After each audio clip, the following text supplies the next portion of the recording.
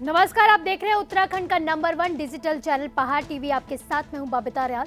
रुक करते हैं खबरों का, लेकिन उससे पहले एक नजर आज की हेडलाइंस पर। केदारनाथ धाम में हुई सीजन की दूसरी बर्फबारी, श्रद्धालुओं के लिए अनोखा अनुभव। पीएम मोदी के दौरे को लेकर केदारनाथ धाम में तैयारियां दुरुस्त, डीएम ने की समीक्षा बैठक। 5500 किलोमीटर की पदयात्रा पूरी कर देवप्रयाग पहुंची नीलकंठ गंगा परिक्रमा दल। पिथौरागढ़ के धारचूला में खाई में गिरी कार, 2 लोगों की हुई मौत। विकासनगर पुलिस ने नशा तस्कर को दबोचा, 518 ग्राम चरस की बरामद। मुख्यमंत्री पुष्कर सिंह धामी से उत्तराखंड दिव्यांग सशक्तिकरण एसोसिएशन के प्रदेश अध्यक्ष अमित डोभाल और प्रांत अध्यक्ष समक्ष और दिव्यांग एसोसिएशन ललित पंत के साथ दिव्यांगजनों ने भेंट की और मुख्यमंत्री के समक्ष अपनी समस्याएं रखी और मांग पत्र सौंपा। इस दौरान मुख्यमंत्री धामी ने कहा कि दिव्यांगजनों की मांगों पर विचार कर उचित समाधान निकाला जाएगा और दिव्यांगजनों के हित में जल्द निर्णय लिया जाएगा। सरकार हर वर्ग के लोगों को ध्यान में रखते हुए निर्णय ले रही है। बैरीनाग में स्थित हिंदुस्तान पेट्रोलियम के पेट्रोल पंप में मिलावट की शिकायत पर एसडीएम सुंदर सिंह ने पंप पर छापा मारा और पेट्रोल और डीजल के सैंपल लिए और जांच के लिए लैब भेज दिए हैं। एसडीएम ने बताया कि सैंपल की रिपोर्ट आने के बाद कार्रवाई की जाएगी। इधर आपको बताते चले कि पूर्व में कई बार पेट्रोल मिलावट की शिकायत मिल चुकी है, लेकिन उसके बाद मिलावट पर रोक नहीं लगी। पाठक जी इनके द्वारा भी अवगत कराए गए और आज प्रातः जो पूर्व विधायक है नारायण रामदास जी, इनके द्वारा भी मुझे सूचना दी गई कि बैरीनाग में जो पेट्रोल पंप है हिंदुस्तान पेट्रोलियम का, इस पर मिलावटी रूप से इनके द्वारा जो है तेल की आपूर्ति की जा रही है। तो मेरे द्वारा मौके पे इसको पूर्ति निरीक्षक को लाके इसकी सैंपलिंग की जा रही है और इसकी रिपोर्ट भेज दी जाएगी और यदि सैंपलिंग में ये दोषी पाए जाते हैं तो इनके खिलाफ कार्रवाई की जाएगी। कांग्रेस प्रदेश प्रवक्ता गरिमा मेहरा दसोनी ने मुख्यमंत्री पुष्कर सिंह धामी पर निशाना साधते हुए कहा कि मुख्यमंत्री फ्रंट फुट पर आकर कोई भी निर्णय लेने की क्षमता नहीं रखते हैं। साथ ही उन्होंने यह भी कहा कि देवस्थानम बोर्ड, भू कानून, जिला विकास प्राधिकरण, मनरेगा कर्मचारी, आशा कार्यकर्ताओं उनकी राह देख रहे हैं। उन्होंने इस पर अभी तक कोई निर्णय नहीं लिया है। इसी के साथ उन्होंने सीएम को केंद्र का रोबोट भी बताया। नहीं, मुझे बिल्कुल नहीं लगता कि सीएम धामी फ्रंट फुट पर आकर कोई भी निर्णय लेने की क्षमता रखते हैं, क्योंकि देवस्थानम बोर्ड अभी भी उनकी राह देख रहा है।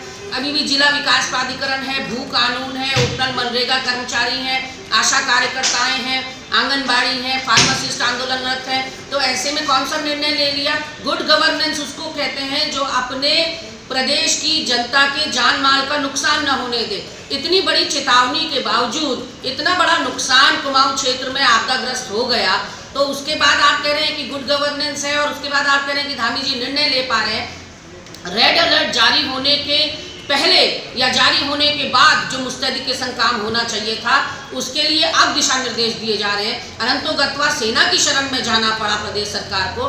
तो ये लानत भरी बात है कि आप यहाँ आपदा प्रबंधन कक्ष में बैठे रहे और वहाँ व्यापकता क्या होगी आपदा की, आप इस बात को भांप नहीं पाए। तो कहीं ना कहीं न दूरदर्शी है मुख्यमंत्री, न निर्णय लेने की क्षमता रखते हैं, केवल केंद्र का एक रोबोट है या एक स्टैंप है।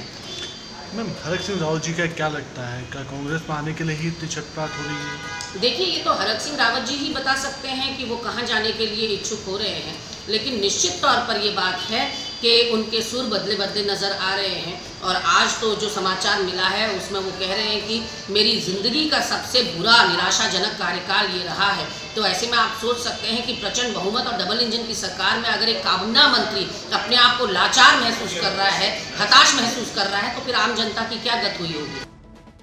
थराली में समाजसेवी रमेश थपलियाल की अनूठी पहल अब बाजारों में घूमने वाले आवारा पशुओं को भी दुर्घटना से बचने में काफी मददगार साबित होगी। दरअसल समाजसेवी रमेश थपलियाल ने नगर पंचायत थराली और पशुपालन विभाग के सहयोग से थराली में बाजारों में घूम रहे आवारा पशुओं, गाय, बैल और कुत्तों को रात्रि के समय वाहन से होने वाली दुर्घटना से बचाने के लिए इन पशुओं पर रिफ्लेक्टिव कॉलर लगाने की शुरुआत की। ये कॉलर रात्रि में इन आवारा पशुओं को दुर्घटना से बचाने में मददगार साबित होगा।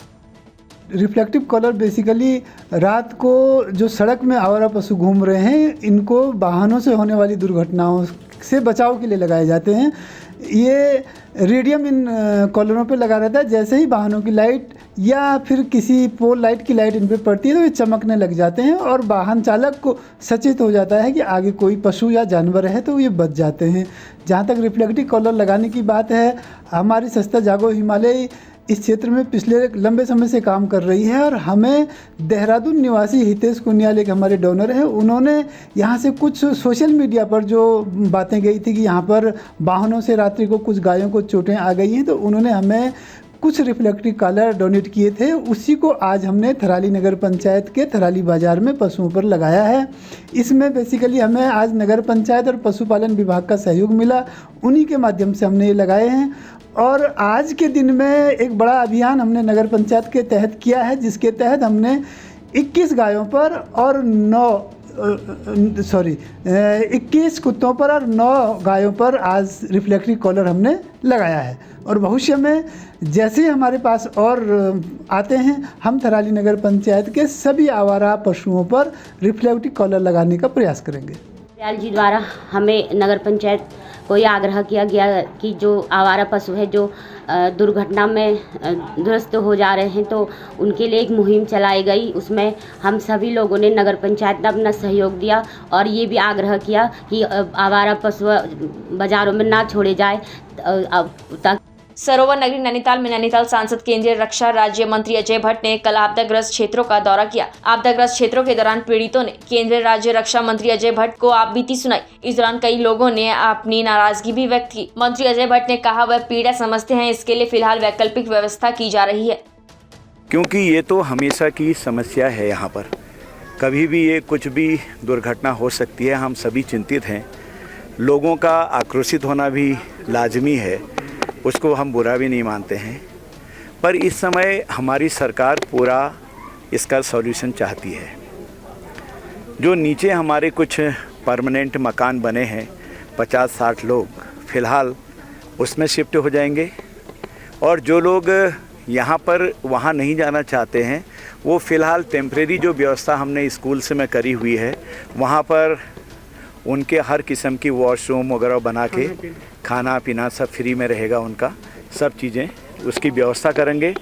और एक जगह पर हम परमानेंट देने की योजना बना रहे हैं कि वो पहले से भी चला हुआ है, रूसी बाईपास कहते हैं शायद उसे, तो वहाँ पर बड़ा अच्छा फील्ड भी है, वहाँ पर भी हम देख रहे हैं, क्योंकि सॉल्यूशन तो निकालना ही होगा। मुझे भी कोई विरोध नहीं झेलना पड़ा, अपने बच्चे हैं, कहते रहते हैं, मैं तो रोज़ ही बीच में रहता हूँ। भाई जब कष्ट में है सारे लोग हैं, मुझसे नहीं कहेंगे तो किससे कहेंगे।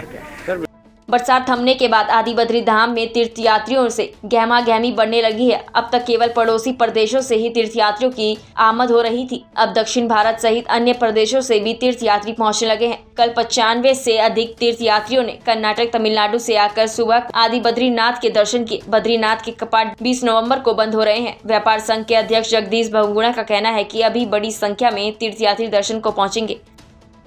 पिथौरागढ़ के धारचूला से जुम्मा जा रही एक ऑल्टो कार बीते सोमवार खाई में जा गिरी। बताया जा रहा है कि राठी रोड में चालक का गाड़ी पर से नियंत्रण हट गया और कार गहरी खाई में जा गिरी। कार में 2 लोग सवार थे, चालक की मौके पर ही मौत हो गई। कार सवार दूसरे शख्स को रेस्क्यू कर धारचूला अस्पताल लाया गया। अस्पताल में जहां डॉक्टरों ने उसे मृत घोषित कर दिया।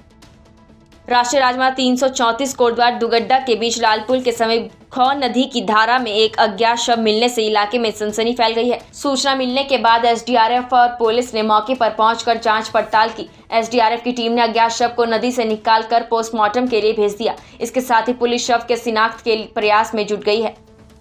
बीते साल के 16 दिसंबर को उत्तर प्रदेश के प्रयागराज स्थित त्रिवेणी संगम से 6 लोगों ने पहली नीलकंठ गंगा परिक्रमा पदयात्रा शुरू की थी। 5500 किलोमीटर की यात्रा पूरी करके परिक्रमा दल उत्तराखंड के देवप्रयाग पहुंच चुका है। देवप्रयाग में अलकनंदा और भागीरथी का संगम है। इसी संगम से गंगा बनती है। इस यात्रा की अनोखी बात यह है कि गंगा को पार किए बिना उसकी परिक्रमा की जा रही है। गंगा नदी को निर्मल और स्वच्छ बनाने के उद्देश्य से त्रिवेणी संगम प्रयागराज से शुरू हुई विश्व की पहली नीलकंठ गंगा परिक्रमा पदयात्रा 5500 किलोमीटर की दूरी तय कर गंगा तीर्थ देवप्रयाग पहुंची है। करीब 6500 किलोमीटर की यह पदयात्रा जल्द ही Guinness book of world record में भी दर्ज की जाएगी। केदारनाथ धाम में रविवार देर शाम मौसम बदलने के साथ ही बर्फबारी शुरू हो गई, जिसके कारण धाम में 2 इंच तक बर्फ जम चुकी है। केदारनाथ में ये दूसरी बर्फबारी है। केदारनाथ पहुंचे तीर्थयात्री बर्फबारी का जमकर लुत्फ उठा रहे हैं। साथ ही श्रद्धालु बर्फबारी में लाइन में लगकर बाबा के दर्शनों का इंतजार भी कर रहे हैं। बता दें कि केदारनाथ धाम में यात्रा अंतिम चरण में चल रही है। अब तक धाम में 2 बार बर्फबारी हो चुकी है। बर्फबारी के कारण धाम में ठंड काफी बढ़ चुकी है। इस कारण तीर्थयात्रियों, स्थानीय व्यापारियों और मजदूरों को परेशानियों का भी सामना करना पड़ रहा है।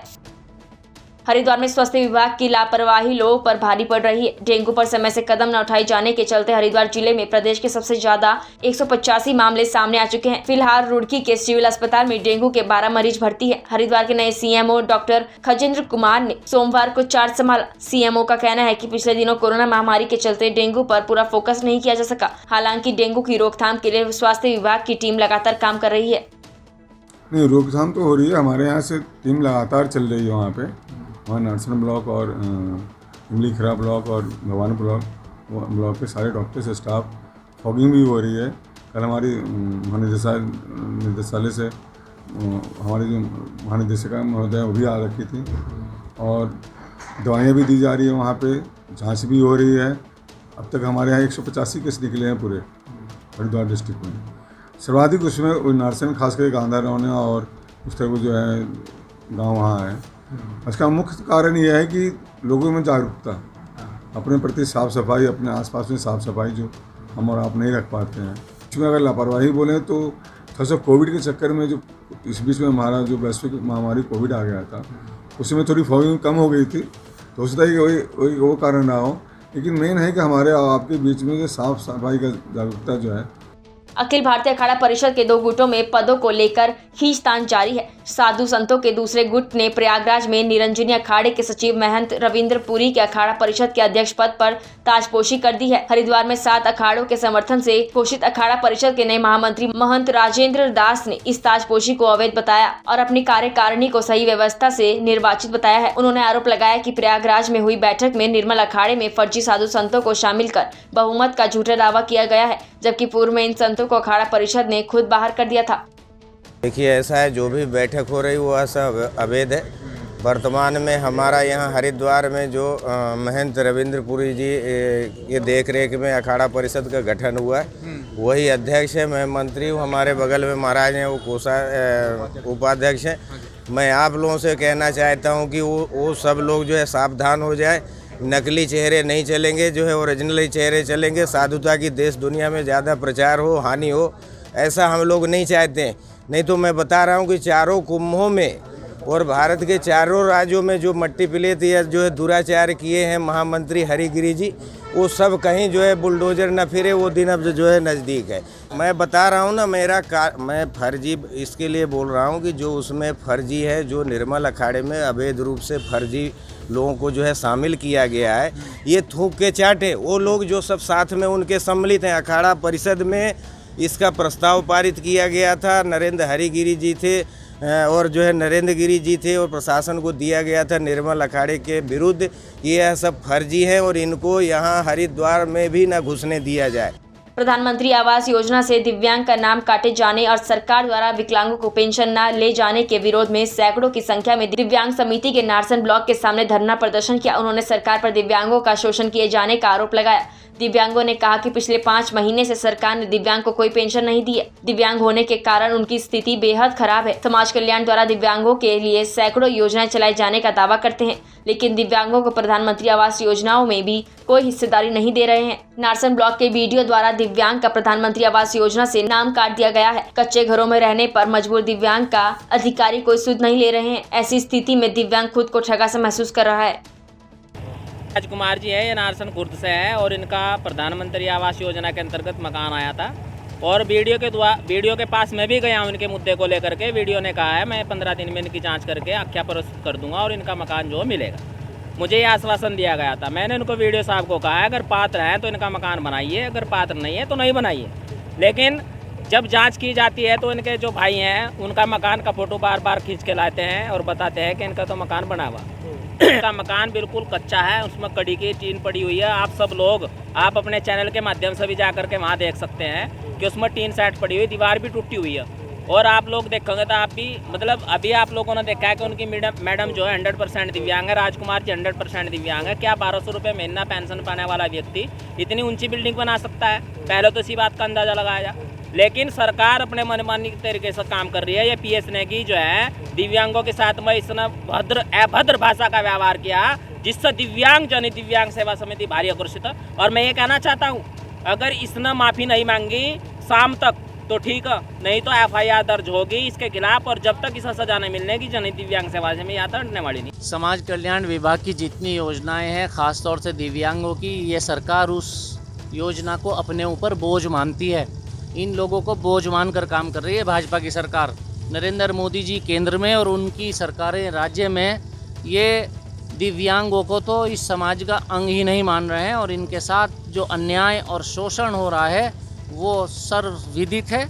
जितनी योजनाओं में दिव्यांगों को सहायता मिलनी चाहिए और उनको उनका आरक्षण वहाँ निर्धारित है पूर्ववर्ती सरकारों द्वारा, वो आरक्षण का लाभ इन लोगों को नहीं मिल रहा है, ना नौकरियों में और ना मकान जैसी योजनाओं में, और ना ही इनको जो समाज कल्याण द्वारा पेंशन दी जा रही है वो दिया जा रहा। और एक सबसे सितम की बात क्या है कि जो बच्चे दिव्यांग हैं और जिनको दिव्यांग होने का प्रमाण पत्र स्वास्थ्य विभाग द्वारा दिया जाना चाहिए, नियमित रूप से उसके भी कैंप लगते हैं।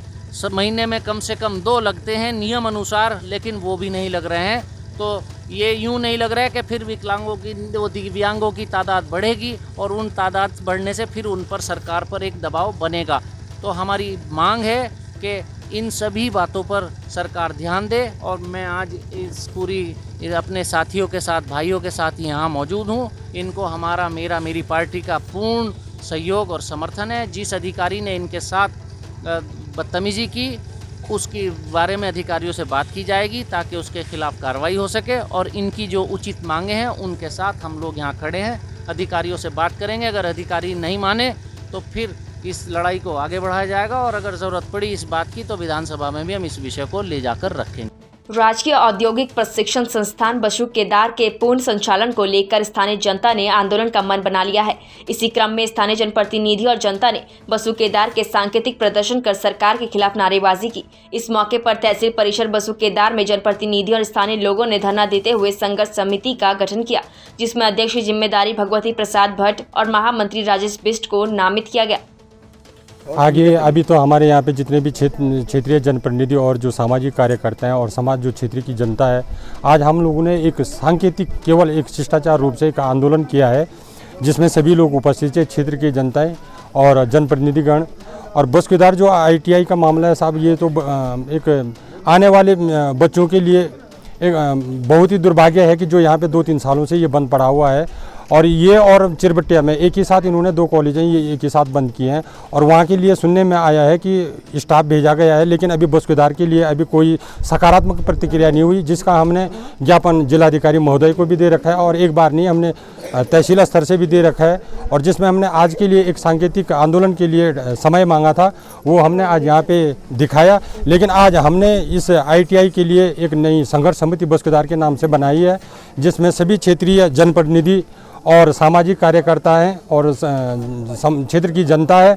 इसमें आगे के लिए आज हमने एक और ज्ञापन जो उप जिलाधिकारी जिलाधिकारी महोदय के द्वारा हमने मुख्यमंत्री जी को भेजा है, और उसमें हमने यही दिया है कि अगर अभी भी शासन अगर सकारात्मक प्रतिक्रिया नहीं दिखाती है तो उसके बाद पूरी क्षेत्र की जनता जो है कि एक उग्र आंदोलन की तैयारी करेगी और क्रमिक अनशन पे भी बैठेगी, और जिसके लिए जिम्मेदार शासन प्रशासन ही होगा।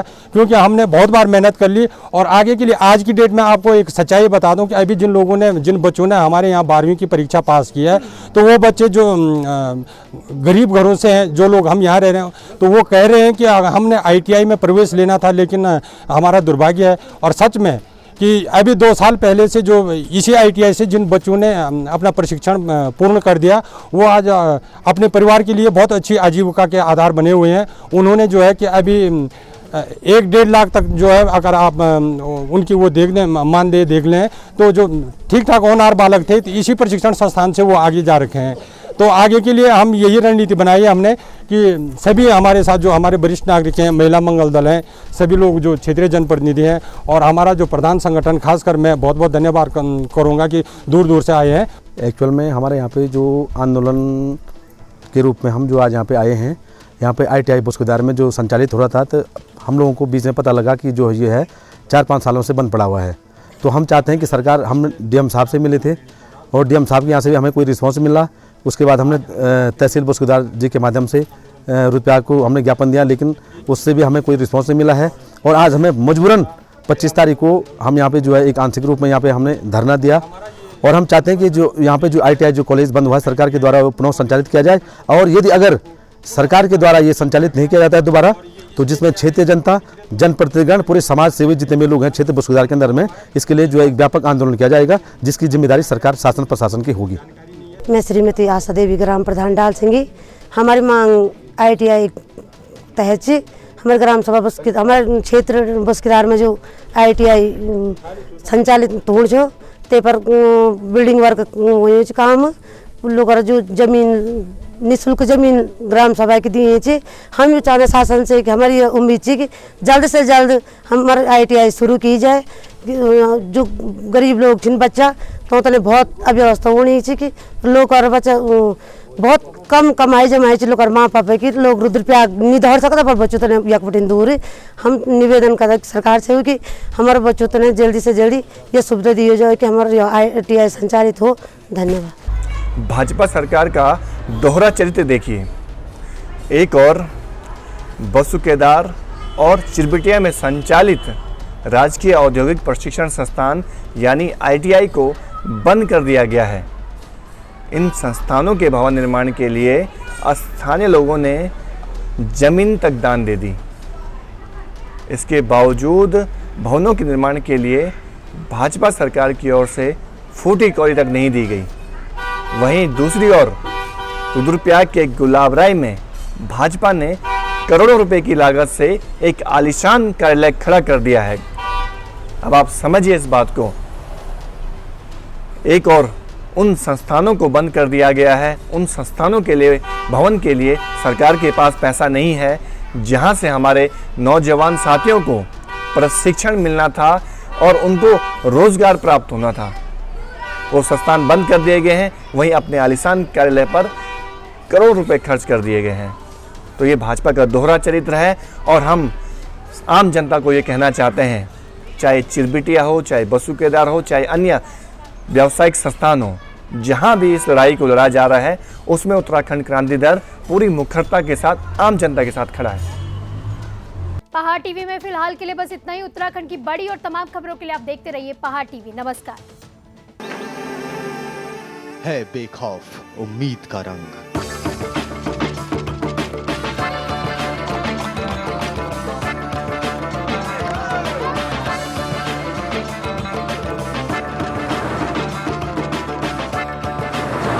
है आस्था भी।